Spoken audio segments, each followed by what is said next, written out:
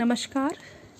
आज के इस व्याख्यान का विषय है पाश्चात्य दर्शन में कुछ महत्वपूर्ण बिंदु हैं, महत्वपूर्ण टिप्पणियां हैं, उन पर इस व्याख्यान श्रृंखला पर अध्ययन किया जाएगा।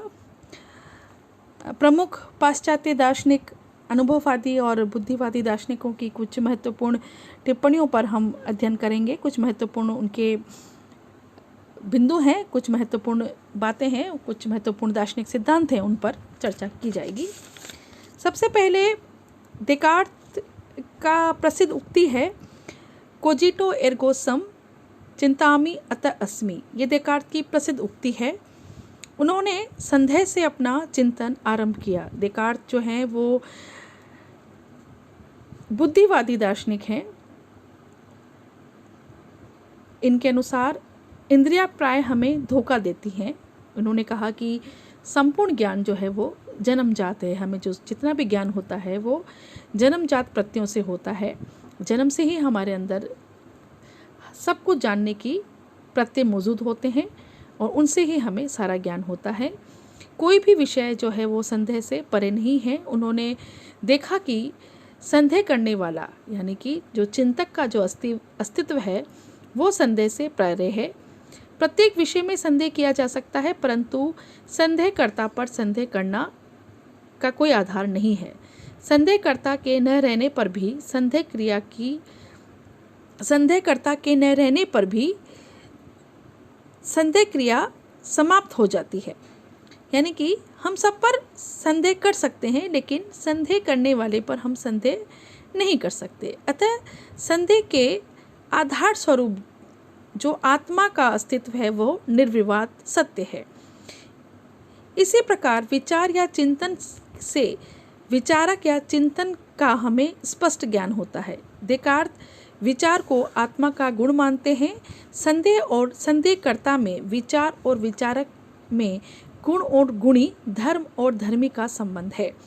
इसे हम यूँ समझ सकते हैं कि यदि संदेह या विचार गुण है तो इसका गुणी संदेहकर्ता या विचारक होना आवश्यक है। मैं संदेह करता हूँ, इसलिए संदेहकर्ता के रूप में मेरी सत्ता आवश्यक है। यह सूत्र डेकार्त के दर्शन का प्रारंभ बिंदु है। कोजिटो अर्गो सुम चिंतामि अतः अस्मि। मैं सोचता हूँ इसलिए मैं हूँ। यह जो उक्ति है ये बहुत प्रसिद्ध उक्ति है। इसी से उन्होंने दर्शन का प्रारंभ किया है। दर्शन का ये उनका प्रारंभ बिंदु है। इससे आत्मा का अस्तित्व प्रमाणित होता है। इसके बाद उन्होंने ईश्वर और जगत का अस्तित्व भी इसी आधार पर सिद्ध किया है। उनका संदेह प्रारंभिक है, अंतिम नहीं है। यह एक साधन है, साध्य नहीं है। उनका सूत्र अनुमान नहीं है, बल्कि अंत अनुभूति है। यह सर्वप्रथम असंदिग्ध, निश्चयात्मक और स्वतः सिद्ध ज्ञान है। आत्मा के समान जो भी असंदिग्ध, स्वतः सिद्ध है वह सर्वमान्य है। अतः मैं सोचता हूँ इसलिए मैं हूँ। सोचने वाले के रूप में, चिंतन करने वाले के रूप में, संदेह करने वाले के रूप में जो संदेह करता है उसका अस्तित्व निर्विवाद है। यानी कि संदेह के आधार स्वरूप आत्मा का अस्तित्व है वो निर्विवाद है। ये उनकी प्रसिद्ध उक्ति है। अगला जो हमारे पास टिप्पणी है वो है मन और शरीर सिद्धांत स्पिनोजा के अनुसार। स्पिनोजा जो है वो मन और शरीर का जो रिलेशनशिप है, मन और शरीर के बीच में जो संबंध है वो बुद्धिवादियों के में एक बड़ा समस्या रही है। सभी ने अपनी अपनी सिद्धांत दिए हैं कि मन और शरीर के बीच में क्या संबंध है। मन और शरीर के बीच के संबंध की समस्या पाश्चात्य विचारकों के लिए एक सिरदर्द रही है। डेकार्त ने मन और का गुण विचार और शरीर का गुण विस्तार बताया है। ये दोनों में संबंध के लिए जो उन्होंने सिद्धांत दिया है वो क्रिया प्रतिक्रिया का सिद्धांत दिया है। लेकिन स्पिनोजा ने मन और शरीर को दो पदार्थों के रूप में ग्रहण नहीं किया, बल्कि दो गुणों के रूप में ग्रहण किया। उनके अनुसार ईश्वर ही परम तत्व है। चित्त और अचित्त दोनों इसी के गुण हैं। चेतन अचेतन ईश्वर से पृथक नहीं है। देकार्त इन्हें दो परस्पर विरोधी सापेक्ष द्रव्य मानते हैं, लेकिन स्पिनोजा इन्हें द्रव्य न मानकर गुण मानते हैं और इन्हें परस्पर विरोधी न मानकर परस्पर भिन्न मानते हैं। देकार्त ने पीनियल ग्रंथि के माध्यम से इन दोनों में संबंध स्थापित करना चाहा था, परंतु वो इसमें असफल रहे। स्पिनोजा जड़ चेतन में कार्य कारण संबंध नहीं मानकर इन्हें समानांतर मानते हैं। दोनों ही परम सत्ता ईश्वर के कार्य हैं। एक ही ईश्वर जड़ कार्यों में जड़ात्मक और चेतन वस्तुओं में चेतन प्रतीत होता है। ये दोनों समांतर हैं, इसलिए इस सिद्धांत को समांतरवाद कहा जाता है। यानी कि स्पिनोजा का मन और शरीर संबंधी जो सिद्धांत है उसे समानांतरवाद कहा जाता है। यहाँ इनके द्रव्य, यानी कि द्रव्य को वो ईश्वर कहते हैं, का स्वरूप द्विरूपात्मक है। जड़ और चेतन दोनों इस द्रव्य के गुण हैं, इसी के स्वरूप के अंतर्गत आ जाते हैं। देकार्त का द्वैतवाद स्पिनोजा में अद्वैतवाद के रूप में बदल जाता है। स्पिनोजा के अनुसार मन और शरीर स्वतंत्र द्रव्य नहीं है, बल्कि एक ही शरीर, एक ही ईश्वर के चित्त और अचित्त दो गुण हैं। यानी कि मन और शरीर जो है वो स्वतंत्र नहीं है, बल्कि ईश्वर के ही चित्त और अचित्त दो गुण हैं। ये दो समांतर धाराओं में बह जाते हैं। इस प्रकार देकार्त का क्रिया प्रतिक्रियावाद जो है स्पिनोजा में समांतरवाद में बदल जाता है। ये समांतरवाद भी मन और शरीर के बीच संबंध की समुचित व्याख्या करता जान नहीं पड़ता। अब जो अगली हमारे पास टिप्पणी है, जो अगला सिद्धांत हमारे पास है, महत्वपूर्ण जो हमारे पास बिंदु आता है वो है, अगला है बर्कले के दर्शन में ईश्वर का जो सिद्धांत है।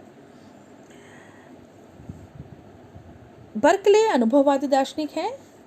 ये कहते हैं कि हमें जो ज्ञान है वो अनुभव से प्राप्त होता है, जन्मजात प्रत्ययों से ज्ञान नहीं प्राप्त होता।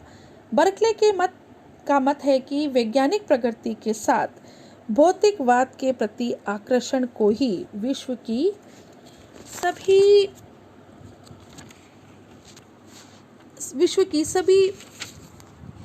सभी अनर्थों की जड़ है। इसलिए उन्होंने अनिश्वरवाद के स्थान पर ईश्वरवाद की स्थापना का प्रयास किया। इसके लिए उन्होंने जड़त्व और भौतिकवाद का खंडन किया। ईश्वर का अस्तित्व सिद्ध करने के लिए उन्होंने कई तर्कों का सहारा लिया। ईश्वर का अस्तित्व आत्मा के अस्तित्व की भांति अनुमान गम्य है, यानी कि हम अनुमान से ईश्वर का अस्तित्व के अनुमान लगाते हैं। जिस प्रकार आत्मा की सिद्धि होती है, उसी प्रकार ईश्वर की सत्ता को भी सिद्ध किया जा सकता है। प्राकृतिक वस्तुओं की श्रृंखला एवं नियमबद्धता, प्रकृति के आधार सौंदर्य को देखकर ऐसा लगता है कि कोई सर्वोपरि सत्ता है जो सबों का कारण है और उसका संचालक है। इसके अतिरिक्त हमें संपूर्ण जगत के प्रत्ययों का अनुभव होता है। इन प्रत्ययों का एकमात्र कारण नित्य आत्मा या ईश्वर ही हो सकता है। ईश्वर के मन में असंख्य प्रत्ययों की संभावना है। संसार में उपलब्ध प्रत्यय इन्हीं संभाव्य असंख्य प्रत्ययों में से कुछ हैं। इस प्रकार मानव मन के प्रत्ययों के आधार पर ईश्वर की सत्ता सिद्ध होती है।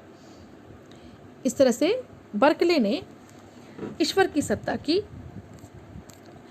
यहाँ पर सिद्ध किया है। अगला जो हमारे पास महत्वपूर्ण टिप्पणी है वो है स्पिनोजा की ज्यामिति विधि। स्पिनोजा ने ज्यामिति विधि दी है जिसके आधार पर वो जगत को, प्रकृति को समझाते हैं। स्पिनोजा ने अपने दर्शन में ज्यामिति विधि का उपयोग किया है। ज्यामिति एक असीम देश मानकर चलती है, यानी कि एक इनफाइनाइट स्पेस को मानकर चलती है। विभिन्न रेखाएं, आकृतियां सभी देश पर ही आधारित है, स्पेस पर ही आधारित है। इसी प्रकार स्पिनोजा एक ही पदार्थ को मानते हैं। इसी पदार्थ से गुण एवं विकार उत्पन्न होते हैं। अनेकता का विश्व इसी पदार्थ पर आधारित है। स्पिनोजा में एक रेखा दूसरी रेखा को, एक आकृति दूसरी आकृति को सीमित करती है। ऐसा स्पिनोजा मानते हैं कि ज्यामिति में ऐसा होता है कि एक रेखा दूसरी रेखा को, एक आकृति दूसरी आकृति को सीमित करती है। उसी प्रकार इस स्पिनोजावाद में भी किसी ससीम गुण के आरोपण से अन्य ससीम गुणों का निषेध हो जाता है, यानी कि प्रत्येक गुणों का आरोपण एक निषेध है। Every determination is a negation. ज्यामिति में गति नहीं है, अतः उसमें लक्ष्य योजना नहीं है। स्पिनोजा का दर्शन नियतिवाद का समर्थक माना जाता है। ज्यामिति कार्यकारण संबंध को नहीं मानती। स्पिनोजा भी पदार्थ और वस्तुओं में कारणता संबंध नहीं मानता। इनके आधार और निष्कर्ष का संबंध इनमें रहता है। ज्यामिति में इच्छा स्वातंत्र्य नहीं रहता। स्पिनोजा भी पदार्थ को व्यक्तित्व शून्य मानते हैं। इनके दर्शन में इच्छा स्वतंत्रता का अभाव रहता है। ज्यामिति में कुछ परिभाषाएं, सिद्धांत और मान्यताएं स्वीकार कर लिए जाते हैं और उनके आधार पर उनको सिद्ध किया जाता है। स्पिनोजा भी पदार्थ, गुण, विकार आदि की परिभाषाएं पहले दे देते हैं, तब उनकी व्याख्याएं करते हैं। उनके दर्शन पर ज्यामिति का अत्यधिक प्रभाव है। उनके अपने दर्शन को ज्यामिति ही उन्होंने बना डाला है। उनकी ज्यामिति विधि में कई दोष भी हैं। यहाँ मानवीय भावनाओं की उपेक्षा की गई है। जीवन जो है वो रेखाओं की भांति सीधा नहीं है, न बिंदु की भांति गोल है। ज्यामिति कई तथ्यों को ज्यों का त्यों मान लेता है, परंतु दर्शन में हम उनको मानकर नहीं चलते। मूर्त जीवन की व्याख्या में अमूर्त ज्यामिति विधि का असमर्थ यहाँ पर सिद्ध होती है।